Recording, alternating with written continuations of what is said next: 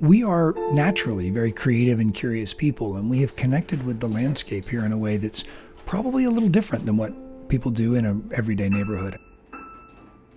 We forage for mushrooms. We get chanterelles and morels and oyster mushrooms. I bow hunt, and then we do our own butchering and preparing of the meats here. Jill gardens. We've got chickens. We're just really plugged into the landscape and the sense of place in a way that's very powerful and important to us. We have 130 acres, and when we moved here, we all wanted to be close by each other. We wanted to be within walking distance with our 7 kids on the property. We wanted them to be able to walk and run between houses. For the pipeline to come through here and affect the back portion of our property, it's not just one family, it's 4 families. And that's just hard to imagine recreating this anywhere else.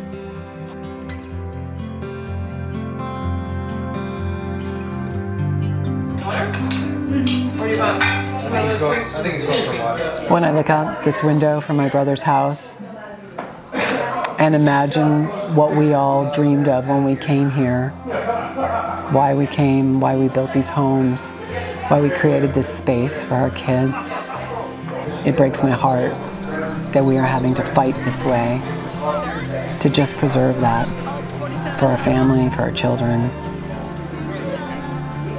It doesn't make sense. We love this property. It's truly beautiful. It's where the Blue Ridge meets the Shenandoahs. A memorable place to visit, and for us it's a gorgeous blessing to live here. We're fighting not just for our property, which is very important to us, and for the family, but for the principle. What's happening here is wrong. Taking private land for corporate gain, for shareholder benefits, for executive bonuses is wrong. It's not for the benefit of the people from whom the land is being taken. Eminent domain is an extraordinary power. And like all extraordinary powers, it comes with really great responsibility. And the idea that our government would grant that authority or that power to a shareholder-owned corporation around this loose idea of public benefit is an outrageous abuse of what eminent domain exists for. So when I first heard that they were going to take our property through eminent domain, I was shocked. I was absolutely shocked because I did not think that a company could take private citizens' land. In fact, I was really sure that they couldn't. So that shows the path through the property. And there was a long time of denial about that. Like, it's just not possible. I know, I live in America. This is not the way we do things here. It took a while to get rid of that feeling and realize, oh yes, they can, and they will.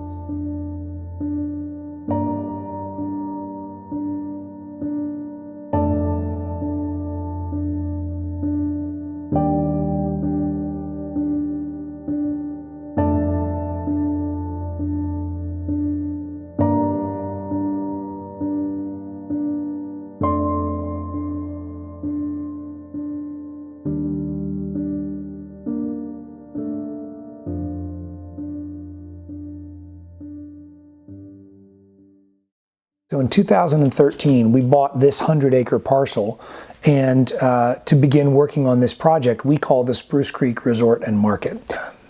The Spruce Creek Resort and Market has been a dream of Jill's and mine for a long time. And we hired a world-class landscape architect firm to work with us, and for a little over a year, we worked through the design concept, which includes a market, a wedding venue, a spa area, very important to point this out, tree house accommodations, so cabins kind of built up into the trees, and then a couple other styles of cabins with a world-class tasting menu restaurant, all really explicitly focused on the natural environment. When the pipeline path was announced in 2015, it came to a screeching halt. The pipeline path would go right through the dead center of this, clearing 5 acres of trees, plowing through the creek and leveling the land. Do me a favor. Yep, run. See that orange, is that pink pin? Walk to that.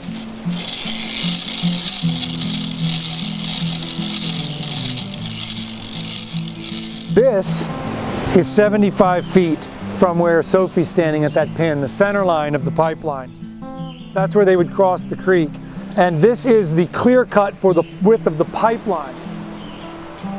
They're then going to cut another 20 yards or so to the road where Jill is in order to create the staging area we talked about right over that other spring-fed creek.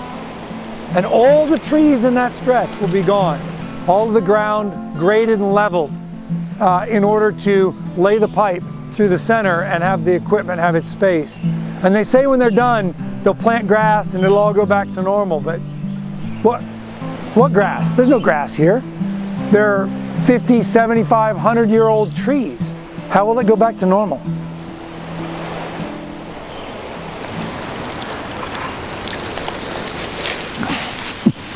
And look at how clear this water is.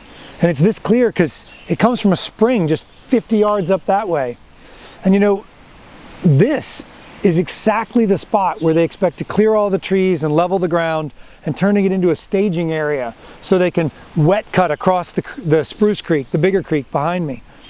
I mean, a staging area is going to be where they put all their heavy equipment and their diesel canisters and the things are going to be dripping oil. How do they think this doesn't affect our water quality here locally, or heck, all the way down to the Chesapeake Bay? It's outrageous. And this creek and that spring, they don't even show up on the ACP's maps. This was to be our legacy for the community, a thing that would bring in economic resources and jobs and opportunity and be our way to bring in people from outside Nelson County to fall in love with it in just the way that we have. And any of the investors that we need to help us do this have said, yeah, until we know what happens with the pipeline, there's no way we'd invest that money. So we've been on hold since 2015 or 2016 with this project. It would be up and running today had the pipeline not been trying to take our land.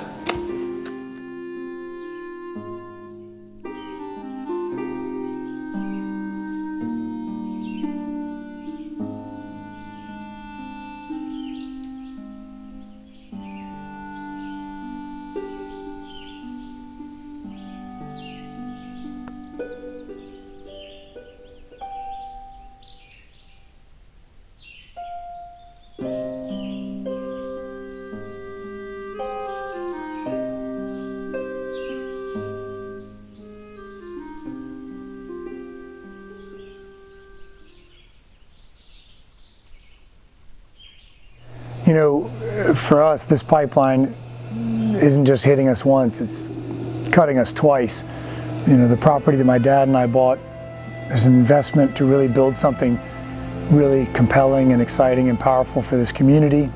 And then, of course, more importantly, gutting our homestead that we have spent so much time putting together so that we could live out our lives here.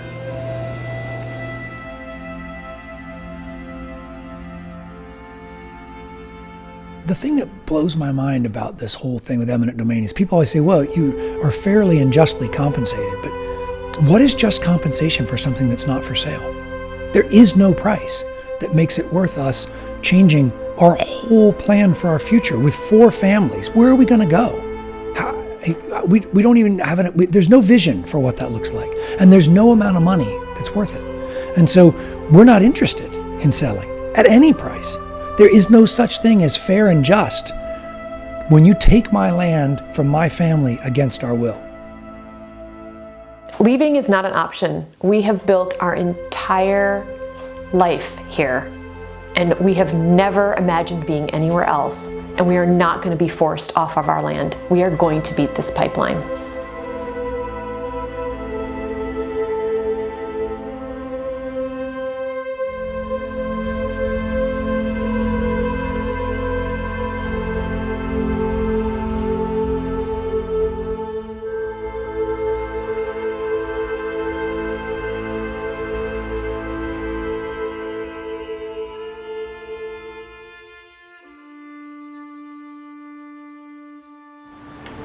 You know, given everything that's going on in the country right now, it would be irresponsible and impossible not to recognize that we have been super fortunate and lucky.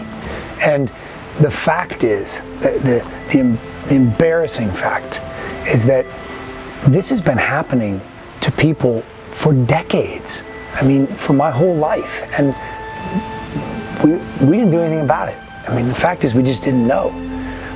But now that we know, like, it's our obligation. I mean, this is mostly impacting poor and disenfranchised rural communities of black and brown people. That's just the reality. And so as we look at this as a family, it's not lost on us that this is no longer just a fight about the ACP, but we have an obligation to use that good fortune that we've had, the resources that we've got, to change the system for all of us and for all of those who didn't have what it took to fight against this kind of inequality.